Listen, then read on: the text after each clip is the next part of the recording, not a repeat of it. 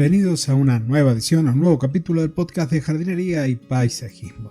El espacio en donde comparto todo lo que sé y lo que voy aprendiendo del mundo de las plantas, la jardinería, el paisajismo, para que vos puedas tener tu jardín más lindo cada día. Hoy voy a hablar de los niwaki, un término que si asocias a los jardines japoneses estás en lo correcto.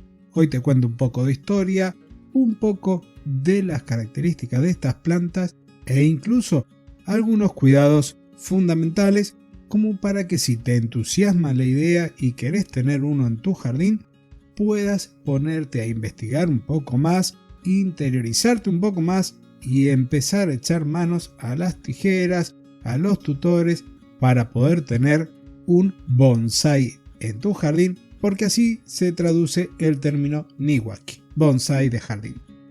Y antes de comenzar, voy a agradecer a nuestro patrocinador, personalgardenshopper.es, la tienda online número 1 de toda la península ibérica, para que vos puedas comprar todo lo que necesitas para tu jardín.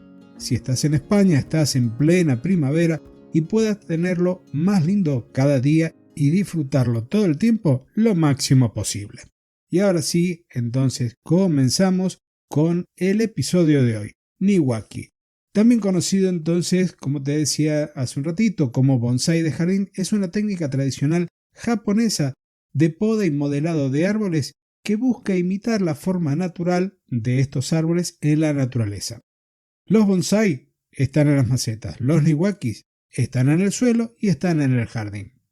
He visto en España algunos videos en donde se los poda a los olivos para que tengan este aspecto de bonsai de gran tamaño, con lo cual hay niwakis en jardines españoles. Si buscamos las raíces de esta práctica de poda, básicamente, tenemos que encontrarla por allá por el siglo VIII después de Cristo, cuando los monjes budistas introdujeron la técnica de poda de los árboles en Japón, trayéndolo desde China. Inicialmente se utilizaban para crear paisajes en miniaturas dentro de los jardines zen, simbolizando la armonía entre el hombre y la naturaleza. Con el tiempo, el niwaki evolucionó como un arte totalmente independiente, ganando una popularidad entre la nobleza y los samuráis. Es decir, no cualquiera podía tener en su jardín un niwaki. Como muchas de las prácticas dentro de lo que es la jardinería y el paisajismo en Japón, hay tres principios fundamentales que se respetan aquí.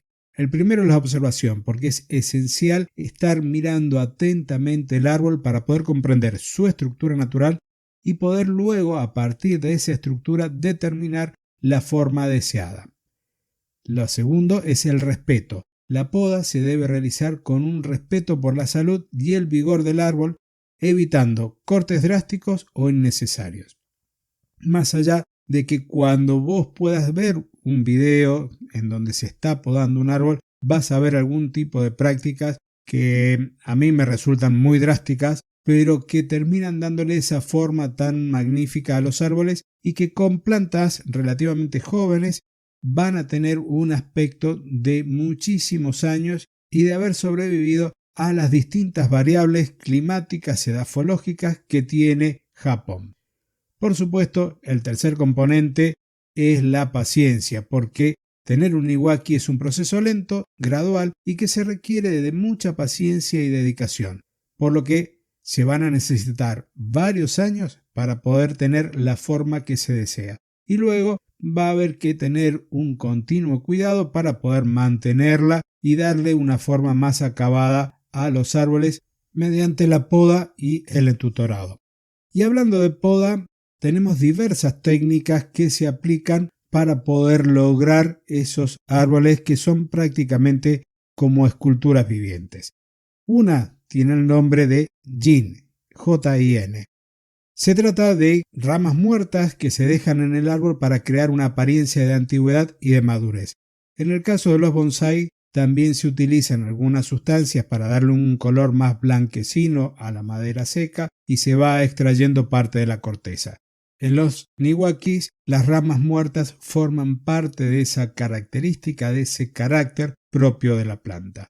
La próxima técnica de poda es shakan, que son ramas que están cortadas a diferentes longitudes para poder crear una forma irregular y natural.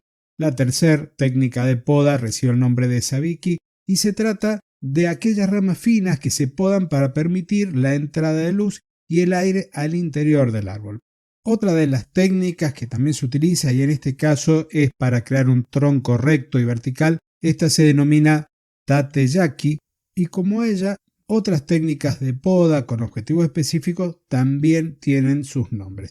Por ejemplo, podar las ramas principales para definir la estructura básica del árbol recibe el nombre de shinhiku. La poda de ramas secundarias para crear ramificaciones finas y delicadas es yamei. La poda de hojas y brotes jóvenes para controlar el crecimiento y la forma del árbol se denomina usumi. Y la última que te comparto hoy, para no hacer tanto enredo de nombres, es nebari, que es la exposición de las raíces del árbol para poder crear una base sólida y visualmente atractiva.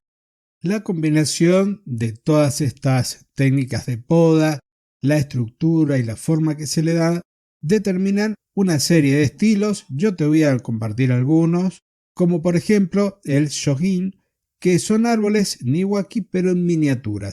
Estos podemos decir que son ideales para cultivar en maceta y son muy parecidos a los bonsai.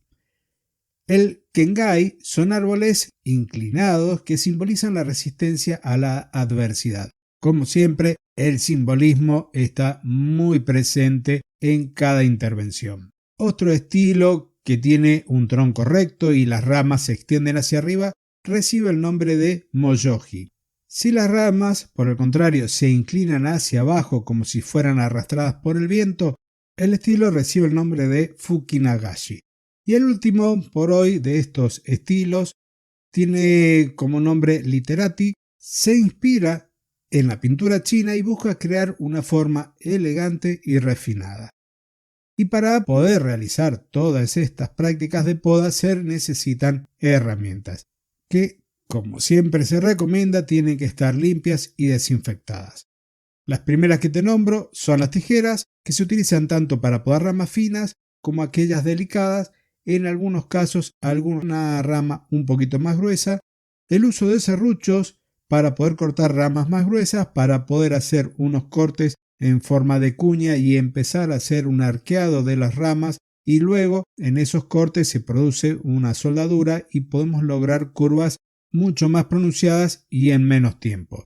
La otra forma de lograr las curvas, de doblar las ramas y de darle formas es con la utilización de tensores, en donde en primer lugar se protegen las ramas, se las envuelve y se las empieza a retorcer para lograr la forma que el artista del niwaki está buscando.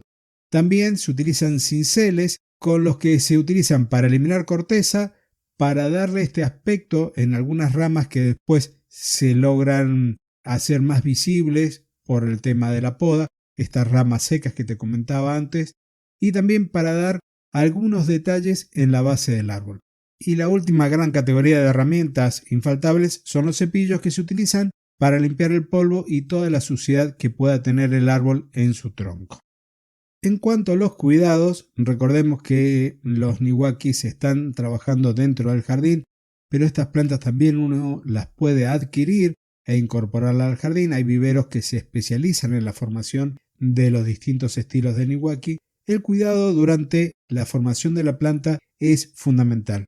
Hay que tener presente que las prácticas de poda, de limpieza, el retorcer las ramas para darle ese aspecto envejecido y en el cual la naturaleza con sus agentes como el viento le ha ido dando un carácter, obtener esas formas que son artificiales para una planta cultivada en el jardín generan muchas situaciones de estrés. Por lo tanto, la planta es más susceptible al ataque de plagas y de enfermedades, esto que determina que tengamos que estar mucho más atentos para evitar que la planta se enferme o que algún insecto fitófago se termine transformando en plaga. El resto de las prácticas como el riego, la fertilización, van a ser muy propios de cada especie, muy similar al resto del jardín. Lo que vamos a estar más atentos, como te decía, es a protegerlo de la presencia de plagas y de enfermedades, y de llevar la forma y de continuar la forma de la planta mediante la poda. Como síntesis, podemos decir que el Newaki es un arte que combina entonces, por un lado, la belleza natural de las plantas con la precisión de estas técnicas de poda.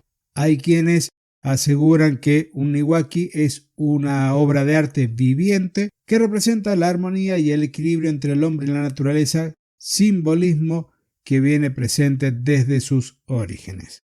Con esto termino el episodio de hoy, espero que te haya gustado, déjamelo en los comentarios, no te olvides de compartir el episodio, de dejarme el me gusta y si te quieres formar en jardinería, en paisajismo, suscríbete a nuestra academia, la que tenemos con Fernando, jardingpt.com, academia en donde todas las clases están en audio para que puedas estar haciendo una práctica de jardinería y estar escuchando, reforzando conocimientos o aprendiendo cosas nuevas.